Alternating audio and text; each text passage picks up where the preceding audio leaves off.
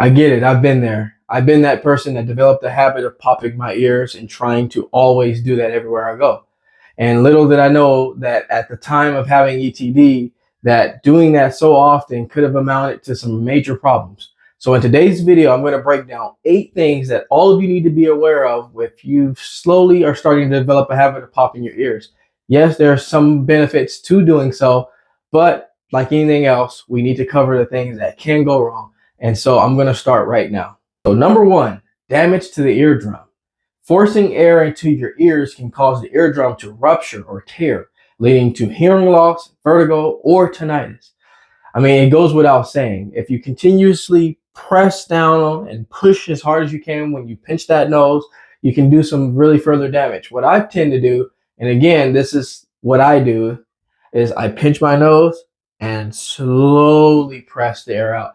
But again, that was at the time when I really had ETD, and I had to kind of undo some of those habits of constantly doing it over and over and over. There's no need to do the Valsalva maneuver 4 to 5 times in less than 5 minutes. It's actually too excessive. But again, you want to be sure that you're cautious, or you need to do your best to just stop doing it if you can. Again, there's pros and cons, but you don't want to get into a habit of constantly doing that. So number 2, dislodging earwax. Popping your ears can push earwax deeper into your ear canal, potentially causing buildup or blockages. Yeah, because a lot of times we don't realize this, but we have a lot of earwax buildup. And with ETD, I want to honestly tell you that it's not always the case for having ETD, but it doesn't help the situation. You know, we have been taught by our elders to get some Q-tips, get in there and clean it out. But I'm sure at this time, a lot of you have grown up and you realize that's not the best thing to do either. So sometimes that earwax gets a little bit too much in there, and you don't want to be doing constant Valsalva maneuvers, because whatever earwax that's there can get even worse, can get dislodged. Again, earwax is good for you to have. It keeps your ears clean, lubricated, but don't want to overdo it. So number 3, pushing bacteria into the ear. When you pop your ears, bacteria from your outer ear can be pushed into the middle ear, increasing the risk of infection. See, I didn't know any of that at the time of having ETD. It didn't even occur to me. I was having my ears examined so often by many different medical professionals, and not one time was I ever told, hey, be careful if you ever pop your ears, or even ask, are you popping your ears? Never knew that, but I hope a lot of you are getting some information out of that as well. Number 4, causing eustachian tube dysfunction. We know that's why we're all here. Overpopping can lead to eustachian tube dysfunction, making it harder for your ears to regulate air pressure. Now, it's funny, this is kind of like a catch-22, because a lot of you that are having ear problems may not even have eustachian tube dysfunction. You may just have allergies, and you're probably going to say, wait a minute, that's not, I thought you're always against allergies. Unfortunately, I definitely want to say that a lot of times when you have ETD, you're fed that you have allergies, but that doesn't eliminate that allergies can be the cause for you having pressure buildup or clogged ears. Allergies are very well prominent out there in our world, and I just want to let everyone know, when I discount allergies, it doesn't mean I don't think it exists. It just simply means that it's more to it than just allergies if you feel like you have or have been diagnosed with ETD. But popping those ears can cause eustachian tube dysfunction. You heard it here. You probably have never heard it anywhere else. And if you have, you want to be sure that if you're watching this video and you haven't been diagnosed with ETD and you're not even sure what it is, or you don't think you have it, be careful with popping those ears, because it could lead to why a lot of us are struggling here with trying to get rid of ETD. And number 5, potential hearing damage. Repeated popping your ears can cause tiny tears in the eardrum or hair cells, potentially leading to permanent hearing damage. I mean, our eardrum, all the nerves, all the vessels, all the hair fiber and hair cells are all in this one tiny little area. And when we constantly force that air in and out, in and out, in and out, it can definitely cause some hearing problems. So again, a lot of you are very worried about that, as well as you should be. So you definitely want to be careful when you go to pop those ears.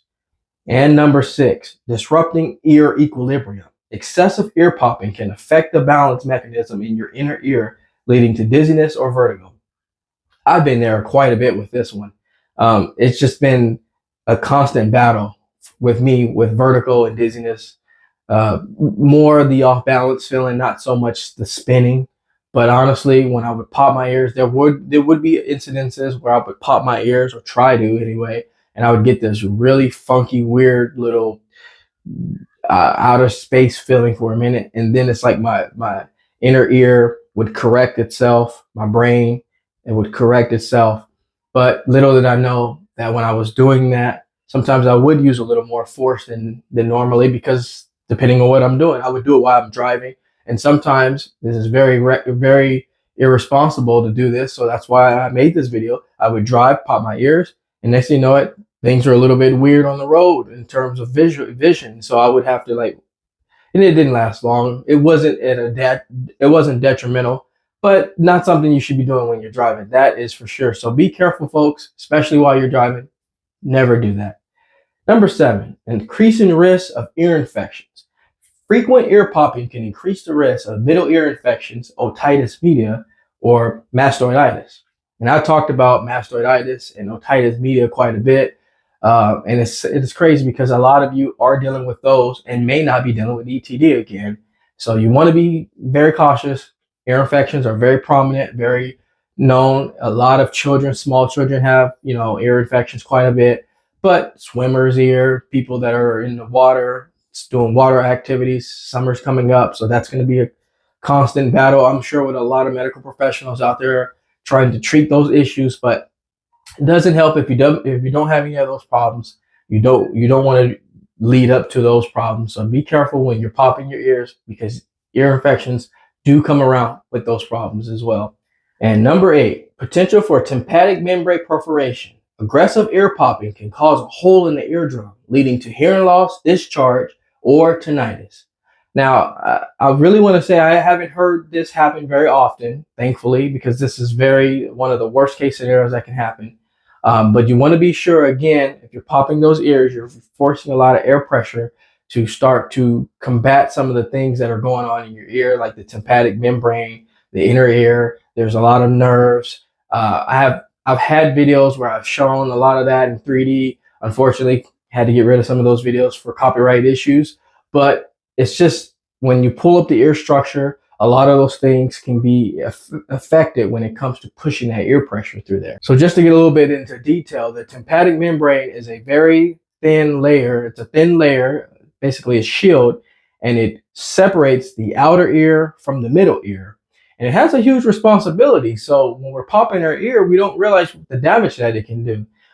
Basically, the tympanic membrane is it's like a shield that wards off like dust, particles, bacteria, and it protects the middle ear from all of those things. So you want to be careful with that. It not only just protects, it regulates sound, and it really helps us to equalize that pressure. So it's a pressure regulator as well. So anytime you're doing the ear popping and that tympanic membrane gets affected, the whole area of the body can get affected and get impacted. So we got to be very careful when we're popping those ears that these 8 things are brought up, because honestly, when I went into the doctor's office, I didn't hear any of those 8 things being brought up. And I know it was probably subject to time matters and issues like that, but it's good to educate all of you out there what you're doing when you're doing the Valsalva maneuver. Not everyone is skilled enough or educated enough to be really using that method, really. I do have it in my book as a game changer, a small game changer than when I had ETD, but it wasn't something that I went to after I learned that it wasn't going to be the thing that heals me at the end of the day. It was just a small relief factor. And when I realized that I could be doing some damage on top of already feeling a certain type of way with ETD, I started to train myself to not do it anymore. Now, whenever I do it, I must be really high in elevation. But right now, don't do any of that. And I think a lot of you are maybe getting into the point of habit. And I just want to let all of you know out there that if you're in the point of habit and not just a quick little relief factor that happens every so often, you got to be aware of those things. So I hope this video was very helpful for you. If it was, please take time to subscribe to the channel. I try to bring content as often as possible. But in the meantime, I'm going to step out of the Jaye Wellness Studio and leave you in good hands with this video. Like anything else, folks, we are here to simply go back to the basics. Take care, everybody, and I'll see you on the next video.